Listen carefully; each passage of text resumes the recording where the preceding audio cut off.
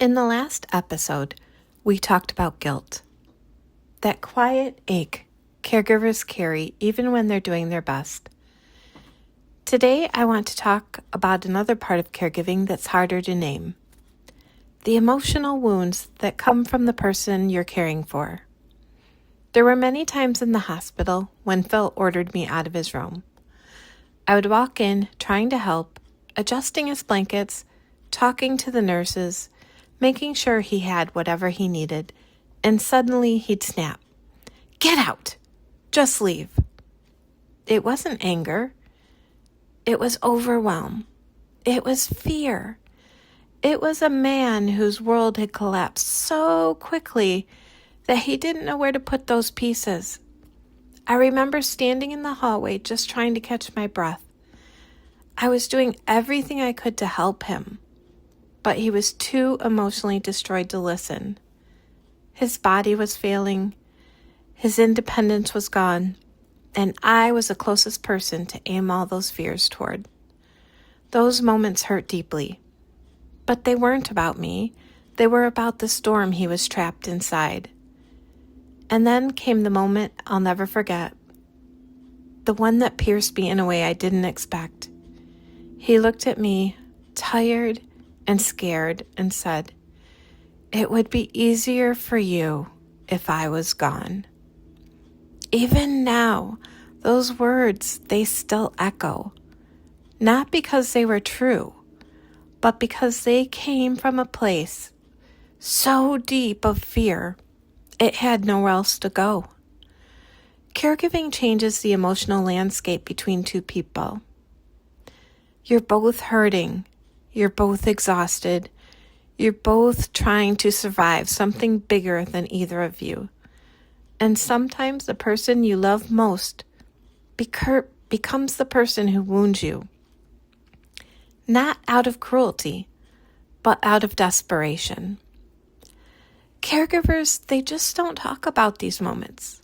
We talk about the exhaustion, the frustration, the guilt, the grief, how overwhelmed we are, but not the wounds, not the sentences that land like stones, not the accusations that come from fear, confusion, or illness. But these moments, they do matter. They shape us, they stretch us, they leave marks we carry quietly. Sometimes the hardest part of caregiving isn't the physical work. It's the emotional weight of loving someone who is hurting so deeply that their pain spills over onto you. And here's the truth caregivers need to hear. Their words were about fear. They're not about you, not about your failure. You are doing the best that you can. I felt a similar ache recently with my mom. She was having a difficult day, confused, restless, unsure. At one point, she looked at me with frustration and said, "You're not listening to me." I was, and I had been, but her words felt scrambled to her, and I was the closest person to lash out to. Not because she meant it, but because her fear needed somewhere to land. As caregivers, we absorb so much.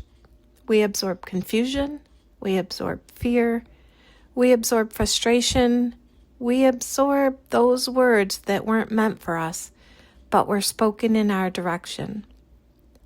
A tired heart questions itself. A loving heart keeps showing up day after day. Caregivers live in that tension every single day. If you've ever been hurt by something your loved one said, if you've ever carried an emotional bruise no one else could see, if you've ever wondered why their words cut so deeply, you're not alone. There's a truth caregivers rarely speak out loud.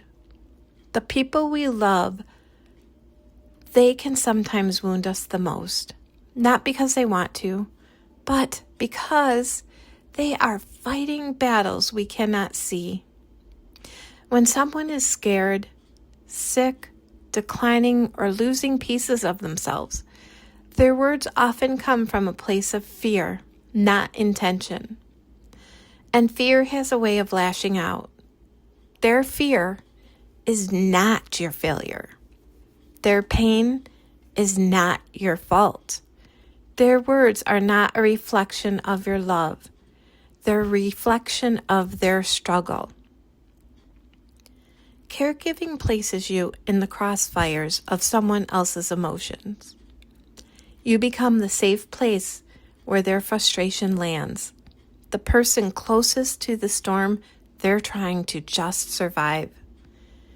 And even when you understand that, even when you know it's the illness talking, or the confusion talking, or the grief talking, it still hurts. Because you're human, because you're loving them with everything that you have, because you're carrying so much already. You are loving someone through something so incredibly hard, and sometimes that love, it gets heavy. Sometimes love means absorbing words that bruise. Sometimes love means holding steady when someone you care for is unraveling. Sometimes love means forgiving things that still sting when you think about them later. And if you've ever walked into the bathroom, shut the door, and let yourself cry because of something they said, that, my friend, does not make you weak. It makes you real. It makes you a caregiver who is just doing hard work. It's difficult. You're living in a world that rarely sees the emotional cost. You are not alone in this.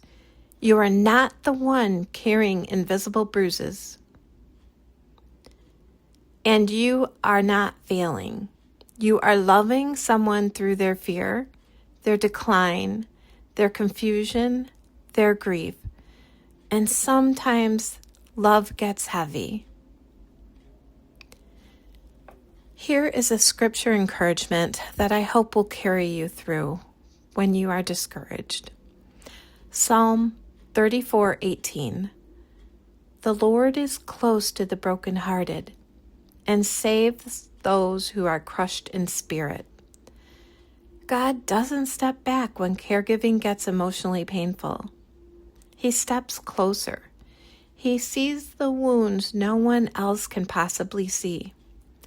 He strengthens the places where your heart feels thinned. Just reach out to him. He is always with you. And here's something to try. When a painful moment happens, pause and ask yourself, is this about me, or is this about their fear? Most of the time, it's their fear talking. Naming that truth and remembering that helps soften the sting and protect your heart. Before we close, I want to remind you of this. You are carrying more than most people will ever possibly understand. You are loving someone through fear, illness, and uncertainty.